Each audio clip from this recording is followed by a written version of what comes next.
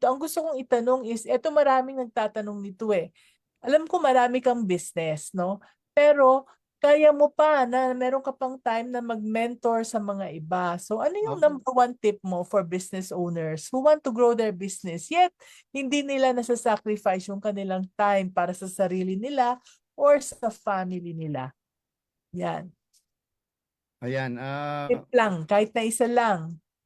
ako, isa sa mga ano, no, huwag kayong gagawa ng isang negosyo na hindi mo gusto. Mahirap yan. Sa O, dulo, gumagaya bibita lang, no? bibitawan mo rin yan. Kasi hindi, kung ang pera lang ang dahilan mo para gawin ang isang bagay, I mean, it's not bad, but again, mas mahirap gawin ang isang bagay na ayaw mo kaysa sa gusto mo. Simple lang yan. Ako, mami, ilang beses na akong bumagsak. In my 20 years sa industry na to, I've seen change I mean, the technology change, the situation change.